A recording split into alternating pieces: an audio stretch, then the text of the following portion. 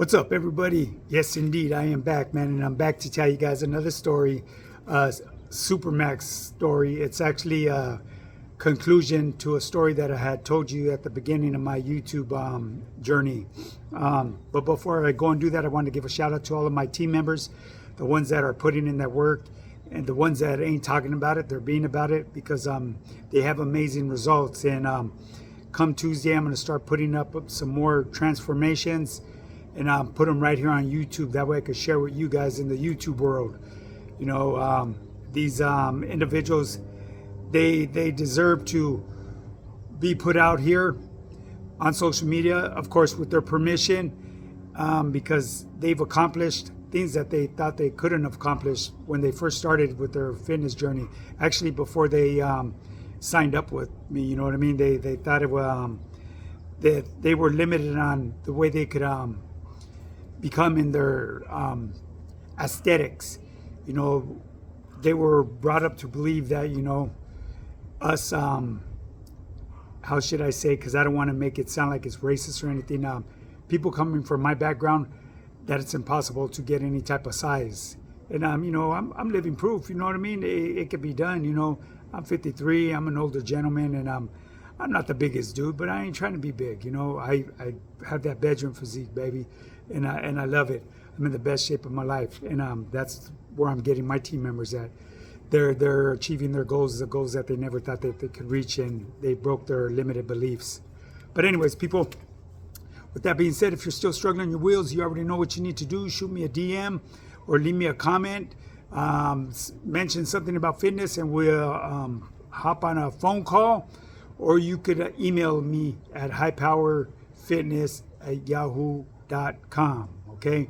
Well, anyways, this is going back to Supermax when I set off that riot over there, and the reason why it was set off, I'm going to tell you right now.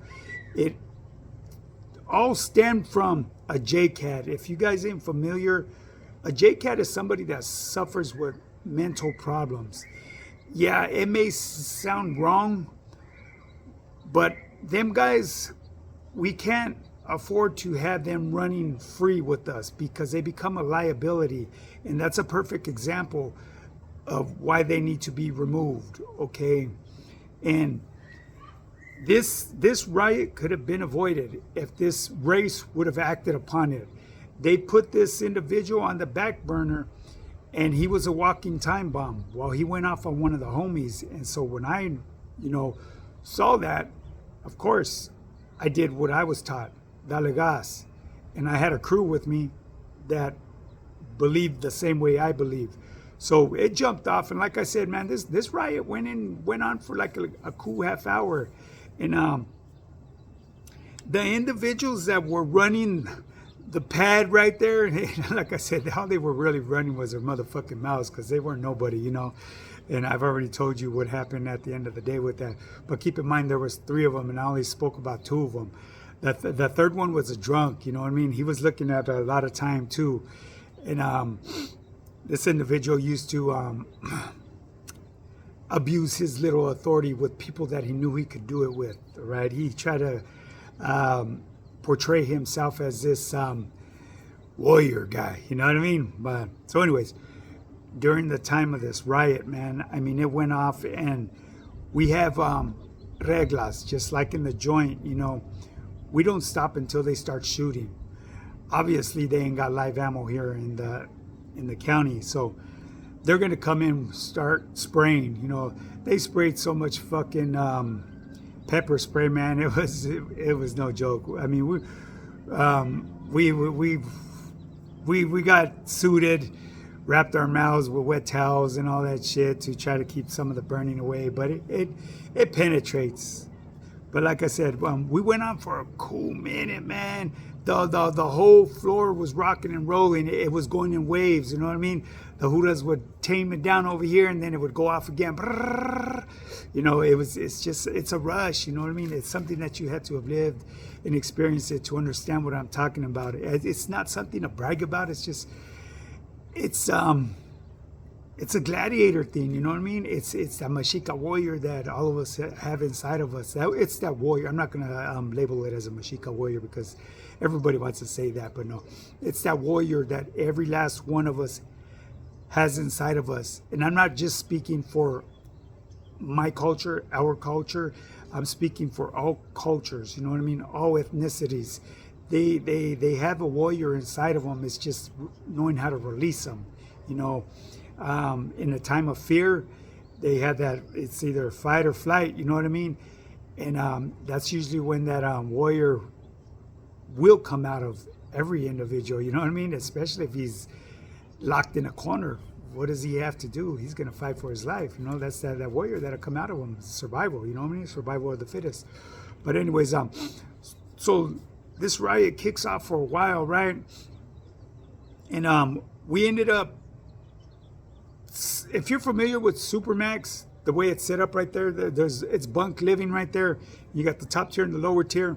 Well, we end up taking over the top tira, you know what I mean, and a lot of the bottom section as well too.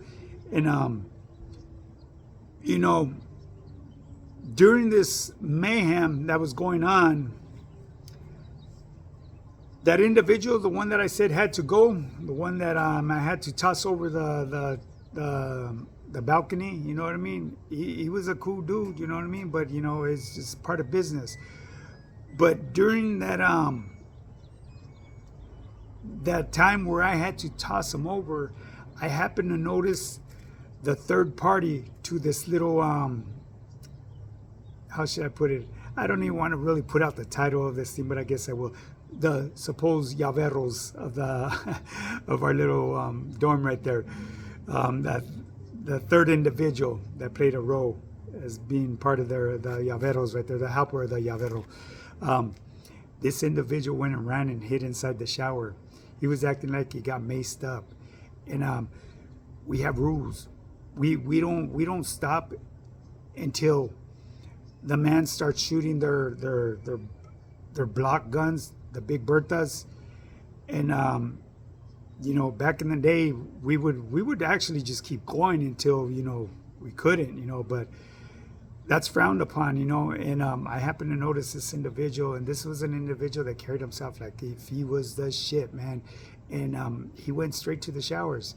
And this was right away when as soon as the riot jumped off. It was like right at the beginning, so there was no excuse, you know. If anything that happened, they might have sprayed in there with just a little spray fucking thing of that fucking pepper spray, that the one that they hold on their side. They came in with the super soakers afterwards because this shit got wild. I mean, it got wild. That whole fucking 900 floor went off. But yeah, this individual, you know, I'm gonna fast forward this shit because I don't want to be rambling on too much about this. After the dust was settled, and after they wanted to do all the interviews and put us behind camera and want to interview this and that, I told them, you know, fuck that. I didn't see shit. I didn't know nothing. Ain't nothing happening. It was a football game that was going on. I played dumb, you know. That's what you're supposed to do, you know. So that's why they ended up kicking me out of there. Somebody dropped a dime on me and said I was the person that was the person behind the mayhem, I should say. Okay, I never found out who it was. I kind of had an idea, but you know, you can't go by speculation, you know, and I can't speak on it because if I were to bring it to the table, I need to act on it, and without solid proof, you know, I couldn't really do anything. But anyways, back to that individual, the one that was part of the llaveros right there, was one of the llaveros there, one of the right-hand mans. He was actually going to become the llavero because the youngster that ended up rolling it up, he PC'd up, you know, after, you know, a certain individual arrived and found out what was going on with these particular individuals as well. Well, the individual that went to that fucking shower, we beat him. He really got a they like to say a hard 39, but we smashed him. We smashed him. He didn't run for the gate. He took it. We smashed him out. He took a beating. Eventually, during chow time, the Hudas noticed it. So they moved him. He refused to be moved, but they moved him anyways. He never PC'd up. Whether he got touched up in the other dorms, I don't know, because I ended up catching the chain after the other two individuals had gotten dealt with as well. You know, I moved on. You know, well, actually, what it was, I got kicked out of Supermax and went back down to the county jail and waited there to catch the chain. So I never heard of this individual again. All I know is he was facing a lot of time for some stupid shit. You know what I mean? But they, you know, they threw in the gang enhancements and all that shit, and they always rack you up with that shit, man. That's where they always get you. But yeah, this is the county jail was a place where you would really find out where people's hearts were, man, because the people that you least expected were the ones that were really with it, and the ones that fucking wolfed out the side of their necks, that's all they were good for, selling wolf tickets. They weren't about it. You know, they talked a good talk, and they bought their way in, because when they got torcido, they came in with, you know, a little care package to, you know, shoot to the people that were right there given a responsibility. They weren't in charge. In my eyes, they will never have been in charge. They were just given they were blessed with a responsibility, really a headache, you know what I mean? Because especially right there in the county jail, the way that fucking place turns over, dealing with so many different personalities every day, busloads and busloads comes in. It's just nonstop, you know what I mean? But anyway, yeah, this individual, he ended up getting fucking smashed out, and that's just to show, you know, just because a person looks a certain way doesn't mean he's about that business, you know. It could be the quietest person, the person that you least expect, that will have your back and run it to the fullest. And actually, during that riot, I'm gonna tell you something real quick right here. I didn't let you guys know on the last one. When I tossed that dude over the balcony, I got cracked and laid out by that person's homie. You know, I got laid out, and an individual that was a youngster right there, you know, I was lacing him up. This fool beat the dog shit out of the individual that laid me out. You know what I mean? He didn't knock me out, but he laid me out pretty good, where, you know, I dropped, you know, and I got back up, and then when I seen that, you know, oh my God, you know, I'm gonna keep it real. I was filled with so much rage. I ran up to that dude and kicked him in the head, and it was more rage than business then, you know what I mean? Because I really had never gotten laid out the way this dude laid me out, man. This fool had some fucking power behind him. He fucked me up. I mean, he fucking lumped the side of my head, and yeah, you know what I mean? But I was saved by a resident, man.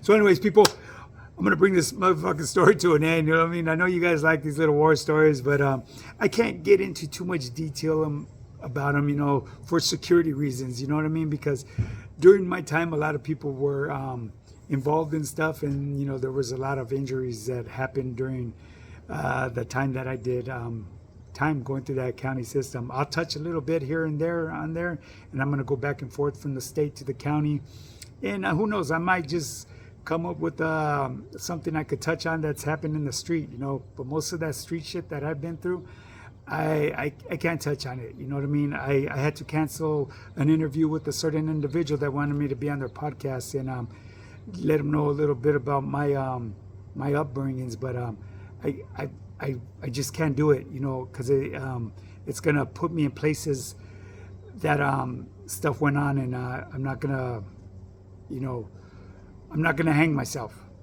It's foolish. For clout, for anything, I don't give a fuck. It ain't happening. You know what I mean? So anyways, people, if you're still struggling, and you need to get started on becoming that best version of yourself, shoot me a DM. Go to my link tree, get your free meal plan, book your phone call. We'll jump on a phone call and I'll give you some extra advice along with that meal plan to get you started on losing your first 15 pounds of weight for free. You know what I mean? And once you see what could be done with the basic fundamentals that I provide for you, we could take it to the next level and get you ripped and fit, just like me. OG, baby, stays on the top of his head game. Ain't nothing to it but to do it. Can't talk about it, gotta be about it. So with that being said, people, keep on getting up and getting yours. Let's do this.